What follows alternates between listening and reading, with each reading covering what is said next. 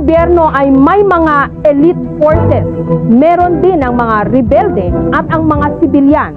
Ito ang mga puwersa ng MILF at ang grupo ng mga ilaga ng Manero Brothers na di umano ay hindi tinatablan ng bala. Mula Nueva Ecija, Port Magsaysay, nagtungo kami sa isang lugar kung saan isang tila alamat na sa larangan ng digmaan ang nagkukuta.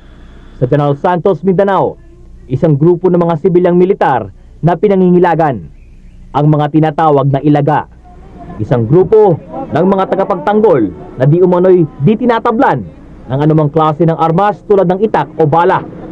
Mas kilala ngayon bilang grupo ni Commander Bukay o ang grupo ni Norberto Manero Jr. Kasalukuyang nakakulong sa Sarangani Provincial Jail si Manero. Dito tuwi na siyang binibisita ng grupong kanyang itinatag bago pa man mag-martial law. Nabuo itong grupo mula nung kapanahonan na kulang pa ang mga armed forces natin at saka yung mga maraming mga pangyayari na mga ginagawa ng mga bandido dito sa parting Mindanao. Dahil sa wala na kaming ibang recourse kung hindi na magbuo ng isang grupo para na ipaglalaban namin ang mga katarungan ng mga kapwa namin mga Kristiyanos. Ayon kay Manero, ang mga ilaga ang mga unang inihaharap sa engkwentro. Bukod sa angking tapang ng grupo, may kakaiba silang kapangyarihan. May balita sir na hindi tinatablan ng bala o anumang klase ng sandata mga ilaga. Gaano po katotoo ito? Yan ay palagay ko siguro mayroon din na nangyari na sa encounter, naswertihan lang na hindi na tamaan. So ayan siguro ang kwan. Pero sa aming paniniwala basta't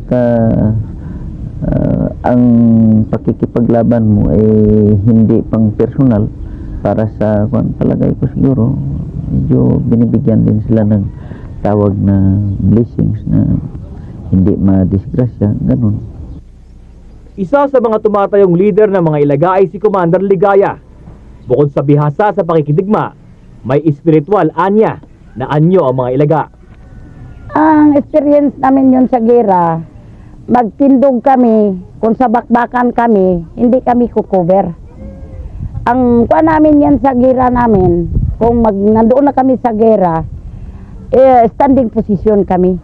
Hindi kami magdapa, hindi pwede kami sa kahoy. Harap-harapan yung aming sa operation. Bukod sa samahang armado, isang relihiyosong grupo ang mga ilaga.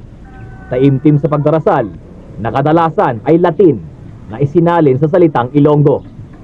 Taglay nila ang mga gamit na anila ay mabisang panlaban sa kapahamakan, mga anting-anting na nagmula pa sa mga matatanda. Hindi ba kayo tinatablan ng bala? Hindi man kami natablan. Bakit? Yung mga gamit namin, mayroon kaming ginainom.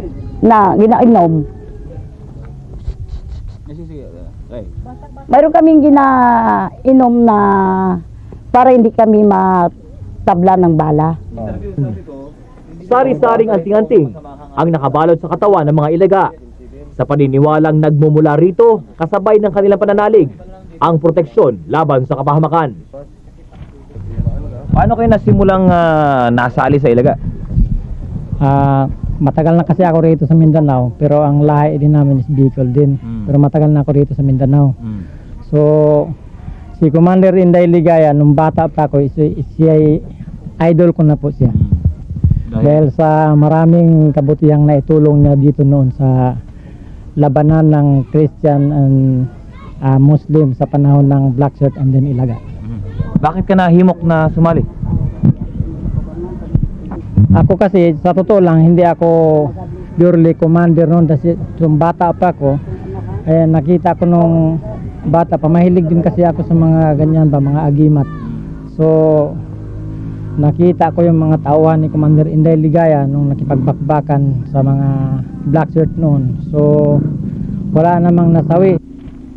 Ayon kay Commander Inday, dahilan sa mas bihasa sila sa kabundukan, at may natural na proteksyon sa mga bala. Sila ang mga ipinopronta ng militar sa labanan. Ang ginahingi ko lang sa kanila, yung mga MILF, na i-stop na nila yung pagpasok-pasok sa mga barangay. Ganun na lang. Ang ginahingi namin, kaawa-awa naman mga inosenteng tao.